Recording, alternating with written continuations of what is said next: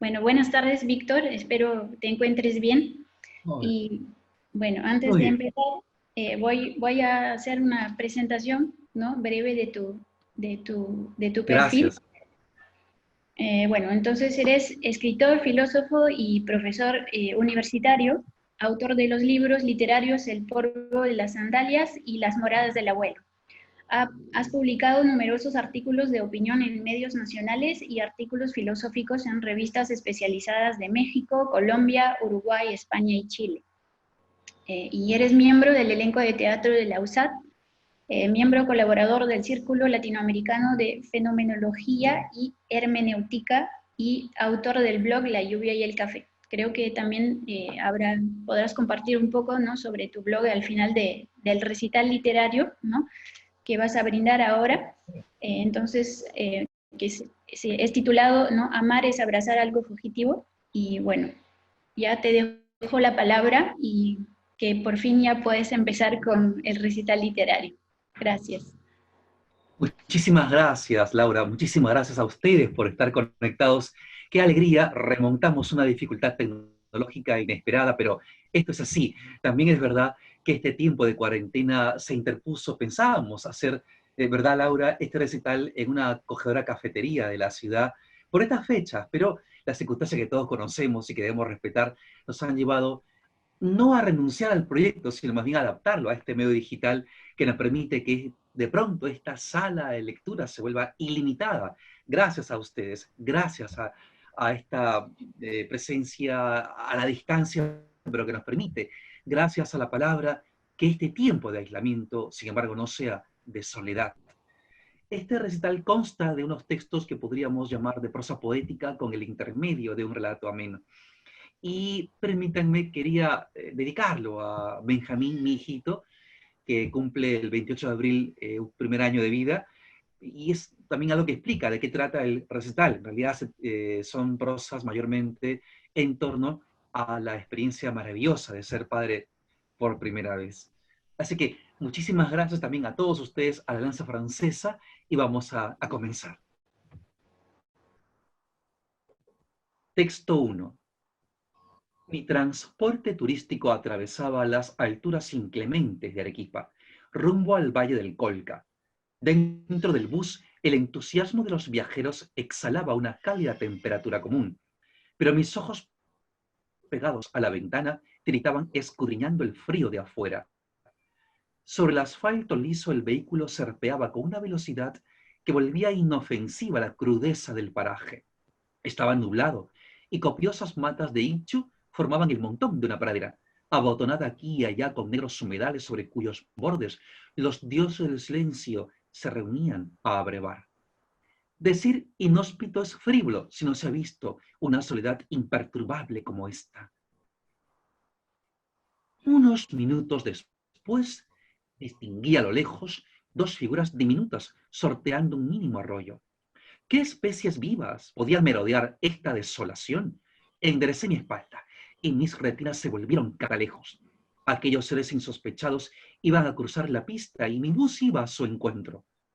Mi corazón, todavía envuelto por la frazada de su pereza, corrió hacia mis ojos y de pronto, sobre el umbral, se detuvo atónito frente a dos niños pequeños cogidos de la mano junto a la pista, que en una fracción de segundo nos miraron riendo con una felicidad imposible y fugaz, sin soltar los viejos maletines con que iban a su escuelita lejana, solitos en medio de una inacabable y tan bonita nada.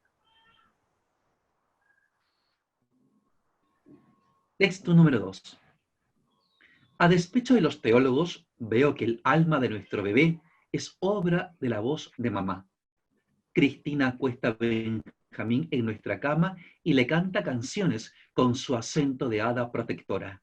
Aún pequeño, sus manitas y piececitos agitándose, el capullo de su boca abierto en el jardín de su sonrisa. Él permanece inmóvil, pero la música que sale de mi esposa pone en pie su espíritu, lo limpia y desentumece, le pone un par de alas y le da un delicado empujón. Mi esposa canta y Benjamín nos mira con los ojos de las estrellas. Texto número 3. Benjamín y el café. Son las 6 de la mañana. Poco antes la penumbra de la habitación era todo pensamiento, pero ahora al fin la existencia comparece en mi ventana. Ahí están de nuevo la azotea y las almas de sus ropas colgadas. Una antena de televisión recibiendo el infinito en su escuálido esqueleto. El edificio arrogante que al fondo veda el horizonte y el gris sucio de toda la ciudad redimido en la silueta de una paloma. El sol avanza desocultando el mundo. La luz es el comienzo del día para todos, pero dentro de mí el amanecer es la negrura aromática y tostada de un café como el que acabo de beber.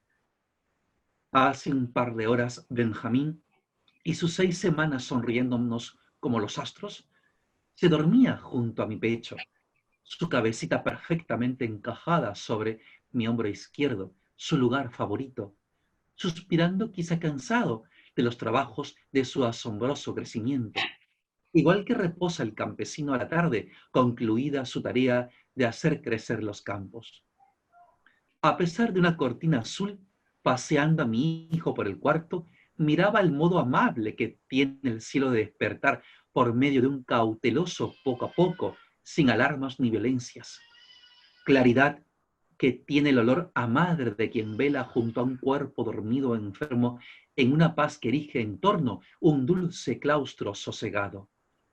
Claridad que sin pedir nada se sienta junto al taxista que trasnocha, junto al madrugador que empieza su jornada, junto al dormilón que entre las sábanas reanuda su pereza, y también junto a la somnolencia que mis músculos sujetan a fin de sostener con firmeza a Benjamín. Ahora que soy padre, tengo despierto varias pesadillas. Una de ellas es ver doblarse mis piernas mientras abrazo a mi hijo. Con su sabiduría serena y sin ambajes, el café me advierte que de esas imágenes horrendas está hecho el trayecto del amor.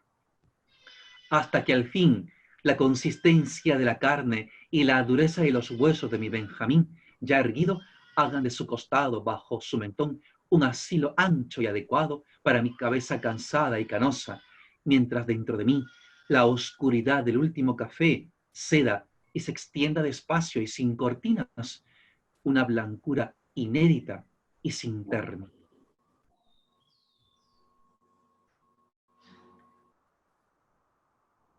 Intermedio. Un relato. Al matemático Edgar Quinet a decir que una ecuación le parecía tan hermosa como la Ilíada de Homero, cuando vi que una ecuación, añadió, se resolvía a sí misma entre mis manos y estallaba en una infinidad de verdades, todas igualmente indiscutibles, eternas y resplandecientes, creí poseer el talismán que me abriría la puerta de todos los misterios. A causa de mi mala educación primaria y mi limitado entendimiento, viví los 3 primeros años de mi secundaria gruñonamente peleado con los números y no se me ocurría otra cosa que atribuir la cólera de mis problemas a la arbitrariedad de los binomios y las factorizaciones. Alguna tarde, frustrado y vengativo, decidí que yo también tenía derecho a inventar, si no un teorema, sí un procedimiento, como los que me obligaban a aprender a diario en la escuela, y sobre una hoja sobrante de un cuaderno tracé un encadenamiento sin sentido de multiplicaciones y divisiones, que decidí que era, porque sí, una fórmula tan digna como las que dibujaba sobre la pizarra mi profesora de álgebra y aritmética. Entregué ese papel con mi gracia a mi padre, que intentó vanamente explicarme que mi creación debía tener un fundamento y una finalidad.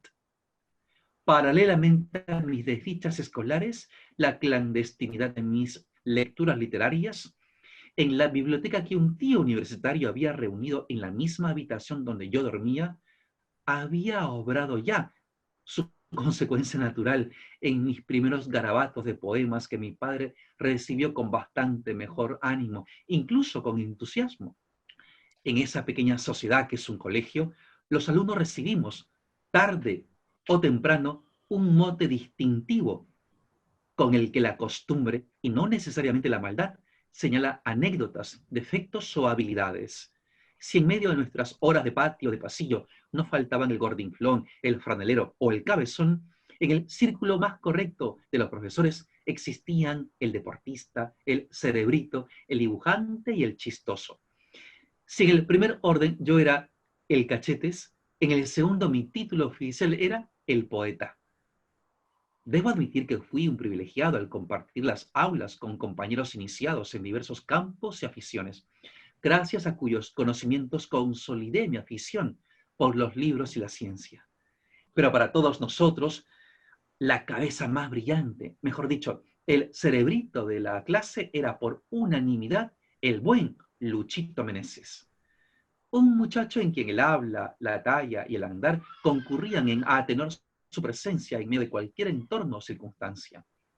Quizá como en el maestro experto que sube o baja del volumen de voz a fin de mantener alerta la atención de sus pupilos, así también el desplazamiento discreto y silencioso de Luchito más bien lo destacaba y distinguía.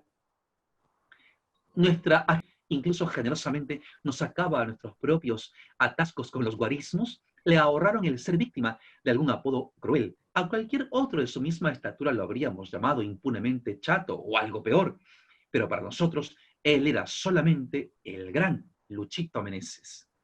Siempre impecable en su uniforme, de ademanes sedosos y manos lentas, pero de un ingenio veloz y fulminante, absolutamente inmune a los alborotos de la pubertad e invariablemente callado en nuestras conversaciones sobre el fútbol y las chicas.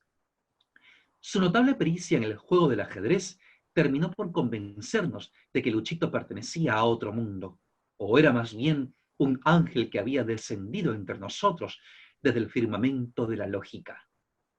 Precisamente en el primer semestre del cuarto de secundaria, y para mi sorpresa, mis esmerados versos ganaron algún premio en la ciudad y después el primer puesto de poesía en los Juegos Florales del año en el colegio.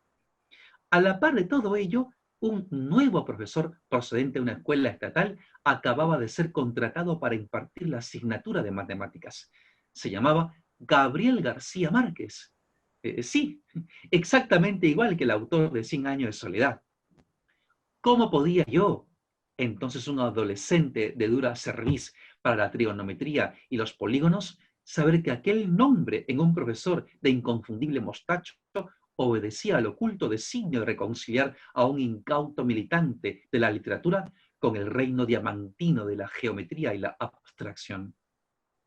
Sin embargo, se produjo un milagro, diría, comparable a las declaraciones de Edgar Quinet, y de pronto este artista de la enseñanza hizo que tareas como hallar el área de un triángulo inscrito en un círculo de cierto diámetro se volvieran diáfanas e irresistibles, al extremo de que acabé buscando las estanterías de mi casa y entre los manuales de mis hermanas ya en educación superior, ejercicios nuevos que saciaran mi repentina voracidad estudiantil, insólitamente apto para todas las ramas implicadas en el cálculo de las superficies planas, incluida el álgebra que tantas humillaciones me había infligido.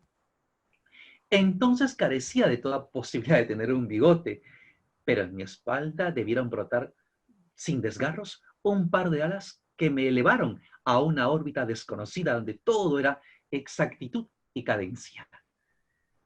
Ya en quinto de secundaria, tamaño aprendizaje que debía a un profesor con apellidos de novelista, me animó en secreto a participar en los siguientes Juegos Florales del colegio en el rubro de matemáticas, territorio sobre el cual Luchito Meneses ejercía desde hacía años un imperio incontestable.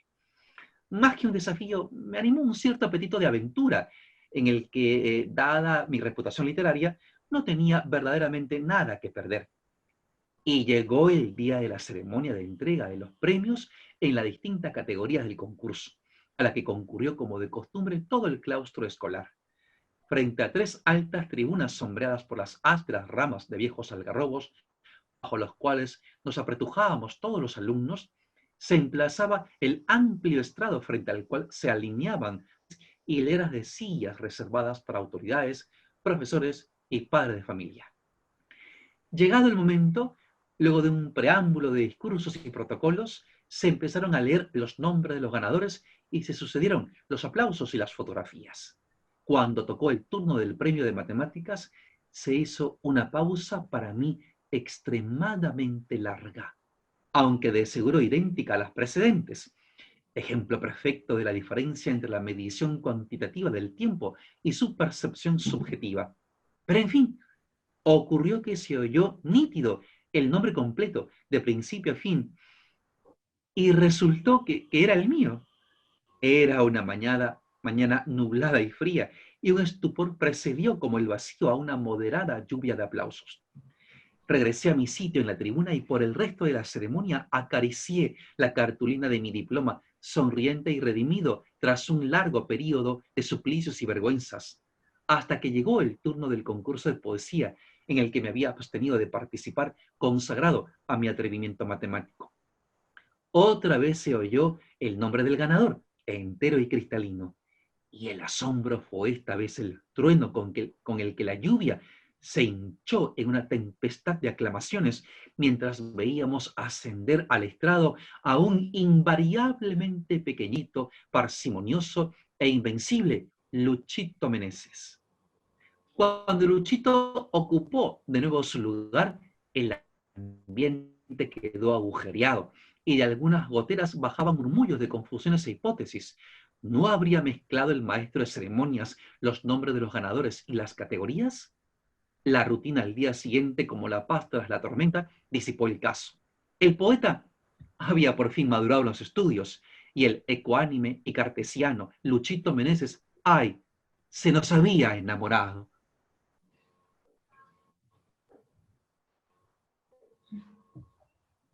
Texto número 4. Benjamín y la filosofía como un amarnos saber. Te acaricio y no te toco. Miro en tus pequeños ojos vivos y sé que no te alcanzo. Sé que ríes con ciertas palabras que escuchas y con las cosquillas que te hago, que sonríes mirando a mamá y a papá y a otros que te miran y sonríen. Pero en realidad no sé qué ocurre dentro de ti cuando sonríes. ¿Y por qué tanta sonrisa, tierno Benjamín?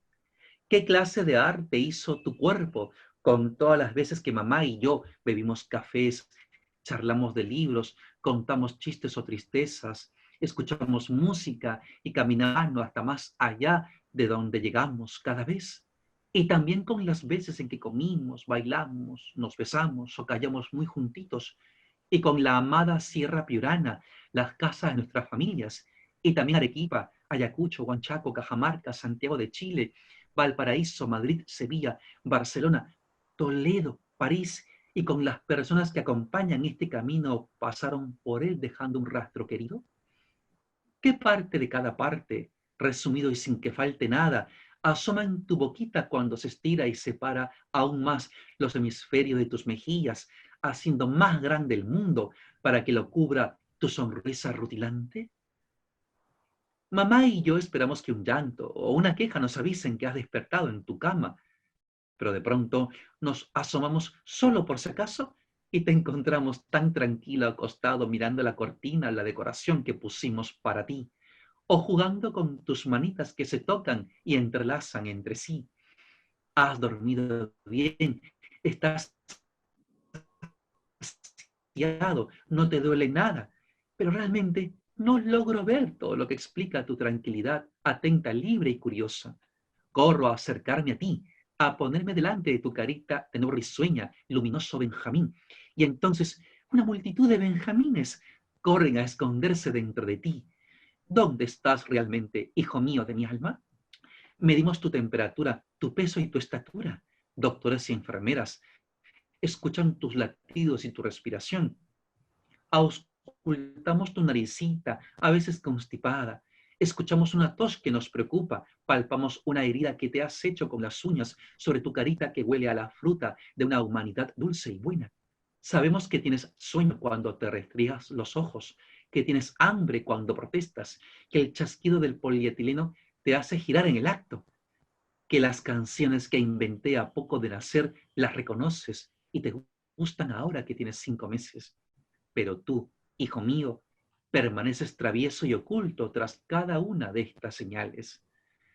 Hay noches que duermes mal y mañanas que pasas inusualmente inquieto, y nos dicen que crecer duele y que tu organismo despliega sus partes no siempre al mismo compás, y te crujen desajustes que por suerte pasan, y entonces eres otra vez todo alborozo, y como en un solo de batería de rock, percutes el colchón con tus piernitas emocionado de verme llegar, a hablarte y agacharme para jugar contigo. Hace mucho que dijiste el primer agú y ahora dices ta, ta. ¿Quieres contarnos una historia? Son quizá tus primeros versos y cada agú y cada ta tiene algo que tu futuro empleo del idioma no podrá decir jamás. ¿De qué tamaño es lo que abrazo cuando te abrazo? ¿Qué figura inaudita adquiere en tu mirada cada objeto? ¿Cuántas cositas hay ya en tu mente diminuta e ilimitada? ¿A dónde va dentro de ti la voz con que te cuento el día y las cosas del mundo para que vayas sabiendo que hay un mundo que has empezado a palpar y que quiero que quieras mucho mejor que yo? Yo mismo te amo y no sé bien por qué, pero sé que no desearía responder si me lo preguntaran, porque entonces todo lo que sucede se empequeñecería. Y me callo mucho todo el tiempo, yo que suelo hablar más de la cuenta y siempre he querido saber la explicación de todo, de la piedra, del aire y la lluvia. Por primera vez siento que un profundo no saber me hace dichoso, que escribir es tratar de decir todo lo que es preciso de decir y a la vez constatar la imposibilidad de decirlo todo y de decir lo que se pueda de manera justa y completa. ¿Dónde se halla la biblioteca con toda la literatura que nunca se habrá escrito? ¿Quién lo diría? Yo, filósofo, que por definición tendría que amar saber, y ahora resulta que más bien amo no saber y querría siempre no saber. Ahora entiendo que no hace falta ir a un aeropuerto para saber que nos rozan 1001 planetas cuando pasamos junto a un prójimo. ¿Qué ruido colosal causarían las voces que bullen tras cada perfil? Y lo que sostiene y traslada cada desgastado par de zapatos sin duda llega hasta las estrellas. Me basta un rostro para creer en un más allá. De niño admiraba la estampa y sobre todo las manos y la cara de mi abuelo campesino. Por eso caminé tanto a su lado y le sigo hablando en mí para seguir sabiendo qué había en el interior de sus gestos, los de su serenidad, los de su júbilo y también los de las penas que precipitaron su decrepitud. Al fin, hijo mío, ¿qué podré decirte cuando me preguntes por qué sonríes, por qué lloras, papá? Después de haberte hablado tanto, sabré que podré decirte mejor todo de mí, pronunciándole silencio, mi silencio, mientras te miro lentamente, Benjamín. Texto número 5. Entro en nuestro dormitorio. Mamita ha terminado de darle alimento de su corazón y mientras una nube pasa sobre el brillo de sus ojitos, sus rechonchos bracitos se levantan hacia mí. Benjamín pide mis hombros para dormir. A ciegas ajusta su cabecita a mi derecha. Su peso crece un poquito en ese instante y sobando la bóveda de sus latidos, lo paseo alrededor de su piso de piezas de goma, dibujando elipses descalzo, sorteando los astros errantes de sus juguetes para no pisarlos con la punta de mis pies cuidadosos y gigantes. Debajo de mi oído, Benjamín respira, respira con compás exacto y musical. En la penumbra, su naricita va exhalando un universo lento y paulatino. Lo acuesto y apenas lo apoyo sobre su cuna, se voltea a su manera y gusto. Pienso en todo lo que duerme, en su cuerpecito de 8 meses, los aprendizajes del día y lo insospechado que vendrá, esa inmensidad de la que soy solo una orilla. Me tumbo en mi cama al lado de mi esposa, ya dormida y más cansada, somnoliento pero en vela. Mi agotamiento es tan profundo que alcanza el estado de la sonrisa. Quizá yo sea el verdadero bebé de esta casa, de esta existencia, un padre incipiente y torpe que va tanteando, equivocándose, acertando por azar, ensuciándose, jugando y riendo mientras ve a su niño avanzar derecho hacia lo lejos, transformando hasta el camino mismo. Es Benjamín quien esta noche me ha arrullado y me ha acostado junto a mí que soy la asombrada criatura de su encanto. Texto final. Amar es abrazar algo fugitivo. Me siento contigo sobre tu piso de goma, Benjamín. Pongo unos cuencos y una pelotita cerca de ti, pero tú gateas directo a una silla, a un par de sandalias, al asa de un armario, a cualquier cosa, menos a los regalos de tu reciente primera Navidad. Ahora sé que para ti no existen los juguetes, sino solo objetos nuevos e incitantes, texturas, olores y superficies para el apetito de tus ojos, de tus manos y de tus encías en que resplandecen unos pocos dientes diminutos y feroces. También una noche durante tu baño, mamá quitó de tu alcance un peligroso frasco de champú y pataleaste en el agua, llorando sin consuelo.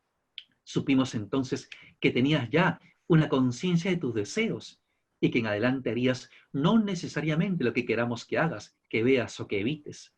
Sí, sabes por fin que eres Benjamín, porque volteas en el acto cuando digo tu nombre y porque en tu cuerpo de 8 meses ya bate sus alas eso que llamamos libertad. Una mañana en el trabajo dejé sobre mi mesa el maletín, mi botella de agua y mi libro. Noté que a mi cuerpo le faltaba algo. Zapatos, camisa, billetera, todo estaba allí, pero seguía incompleto sin saber de qué.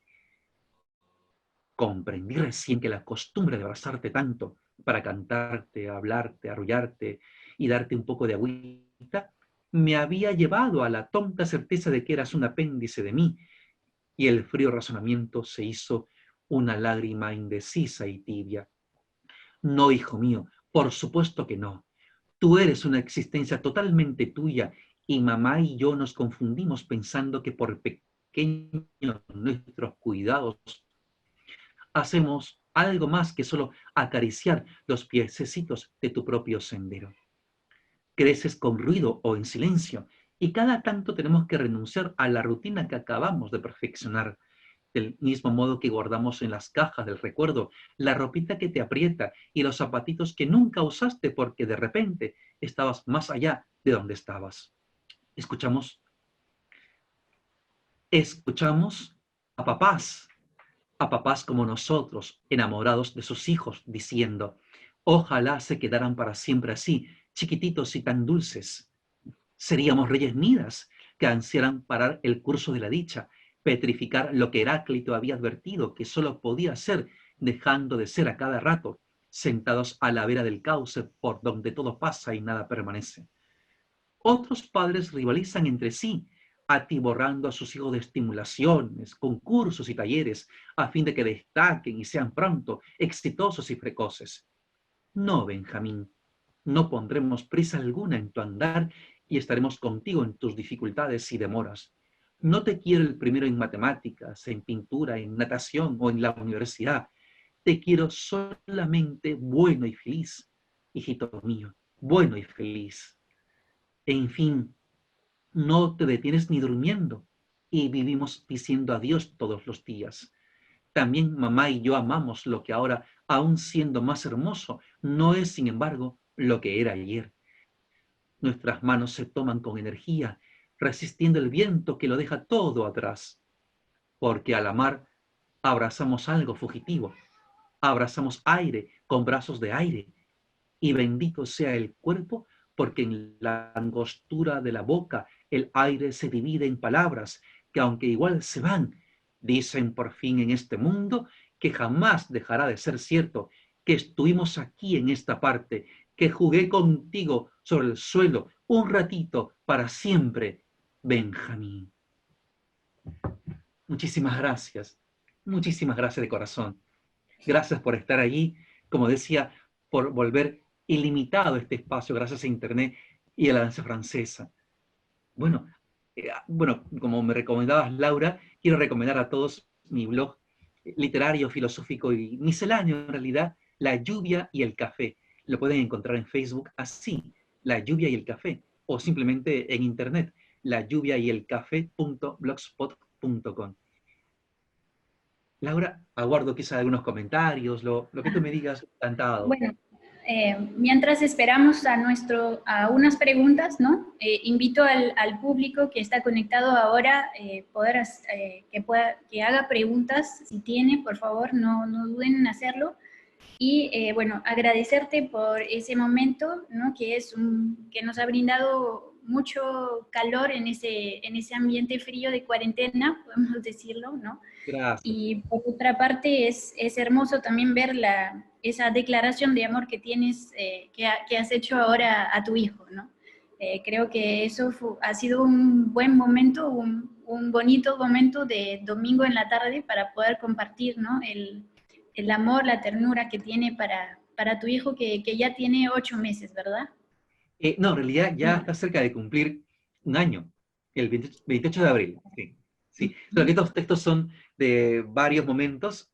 En realidad, inevitablemente una experiencia tan intensa como la de ser papá ¿no? En alguien que se dedica a la filosofía y peor a la literatura, inevitablemente irrumpe con un montón de ideas, de sensaciones, ¿no? Y todo el mundo me lo dice, crecen tan rápido y creo que mi prisa por escribir responde justamente a eso, porque quiero vivirlo más. Yo tengo la confianza de que, como una conversación, la palabra, escribir, es una forma de retener los momentos, ¿no? Como la fotografía, aunque de otra manera también, ¿no? Es mi intento desesperado por vivir siempre o para siempre lo que inevitablemente va a ser fugaz. Ujú.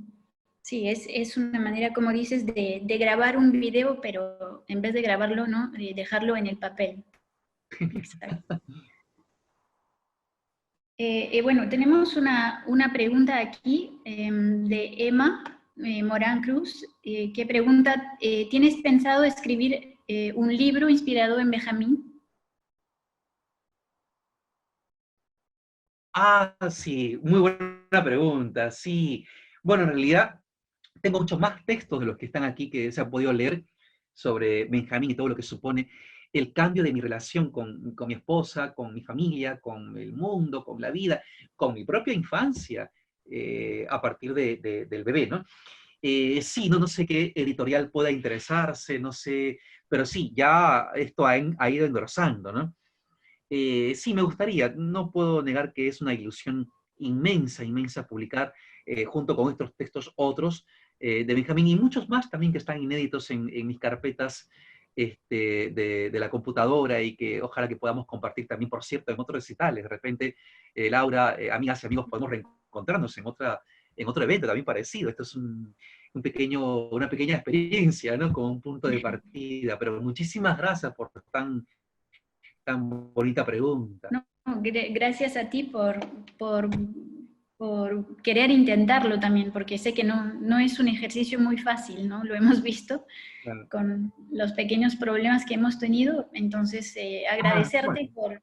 por ser el primero en todo caso en participar, ¿no? En ese tipo de evento y esperamos que haya más recitales, ¿no? Porque vemos que sí el público sí se conectó y al final hay bastante interacción también, ¿no? Y quizás para cerrar Qué bueno, podrías qué bueno. decirnos Igual tengo entendido, Laura, Ajá. cuáles son tus proyectos quizás para este año que ha sido perturbado por la crisis que estamos viviendo, pero quizás nos podrías contar, ¿no? Lo que tienes previsto o en cuál proyectos estás trabajando. Bueno, proyectos filosóficos y literarios, bueno, eh, me gustaría volver a publicar un libro. Tengo varios proyectos simultáneos, paralelos, como consecuencia de mis clases de filosofía aquí en Chiclayo, ¿no?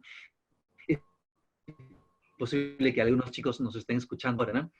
Mi soñado ensayo de antropología filosófica para reivindicar los vínculos humanos, la corporalidad como lugar que nos identifica profundamente, ¿no? De aislamiento, ¿no? Otro proyecto del cual tú tienes también un conocimiento Laura, que es un libro sobre Michel de Montaigne, que es también un autor de cabecera para mí. Aquí arriba de los libros hay muchos volúmenes dedicados a Montaigne, en la parte de las que más apreciamos de nuestra casa con mi esposa. Y sí, tengo mucho, mucho material inédito, y ojalá que pueda ser posible, ¿no? Otro proyecto es simplemente ver crecer a mi bebé y, en fin, acompañarlo en lo que pueda venir, ¿no? Con todas sus dificultades, por supuesto, pero también con todas las sorpresas, ¿no? Que pueda suponer. Ya tengo a mí, ¿no? Pero bien, sí, son algunas cosas que quería contar, y eso, ¿no? Vuelvo a insistir, porque nos van a ver pronto en YouTube, ¿verdad, Laura? Sí, Si sí, sí. esta experiencia, con el pedido de la gente, con el interés de todos los internautas, se puede repetir, yo encantadísimo. Hay mucho material de por medio, y yo muy, muy dispuesto, de verdad, y con todo el corazón. Excelente. Bueno, te agradezco nuevamente y bueno, tenemos una última pregunta que acaba de publicarse, Genial. que viene de Franco Mejía. Te pregunta si recuerdas el libro o el filósofo que marcó tu vocación. Qué difícil. La vocación literaria, filosófica, no sé a qué se referirá, ¿no? Pero esto no es algo que uno pueda concretar en un libro, en una persona. Más bien, el paso del tiempo hace que al mirar atrás uno comprenda recién, mi papá hablándome cuando yo era chiquitito. Algún libro que leía acurrucado en un rincón de la biblioteca de un tío mío en mi casa, en Piura. Aquel maestro deslumbrante que tuve en el primer ciclo de mi carrera de educación en la Universidad de Piura, el doctor Jorge Rosales, cuya explicación argumentativa prácticamente me abrió la mente a esta vocación, por llamarla de alguna manera, pues académica o intelectual, ¿no? Y luego, sin duda, muchas personas que no se dedican a lo académico ni a lo filosófico, que no han escrito nada, y que probablemente hasta sean analfabetos, ¿no? O simplemente no tengan ni siquiera un solo libro en casa. Muchísima gente, comenzando por parte de mi familia que tiene raíces en el campo, en la Sierra de Piura, que con su trato maravilloso con la naturaleza a mí me abrieron mis sentidos. Yo que venía de otra cultura urbana, ¿no? De pronto ver esa delicadeza, esa sensibilidad con que se acaricia una planta, con que se cosecha lo que sea, con que se trata algún ganado, me pareció siempre en mí que era también una semilla ahí que yo no sabía que existía, porque para mí como pequeño todo ello era lo normal en mis vacaciones escolares. Así que en ese sentido, Gianfranco, muchísimas gracias por tu consulta. Me cuesta mucho, ¿no? Tendría que abrir un directorio telefónico con tanta gente a la que debo tanto, mis alumnos, Michel de Montaigne, por supuesto. Ustedes ahora mismo aquí también inspiran, alientan y acompañan en esta dedicación ya no solitaria, por supuesto, ya nunca más solitaria, de la literatura y la filosofía. Perfecto. Muchas gracias, Víctor. A ti, Laura. Gracias, amigos. Ojalá nos veamos Entonces, pronto. Muchas gracias. Cuídense mucho. nos despedimos y vuelvo a agradecerte y esperamos poder hacer otro recital pronto. Y también invito al público que todavía nos está siguiendo de siempre estar atento y vamos a desarrollar un programa cultural que será virtual, ¿no? Por ahora. Entonces esperemos que se conecten y que sigan nuestras actividades. Muchas gracias, Víctor. Hasta luego. Gracias. Gracias.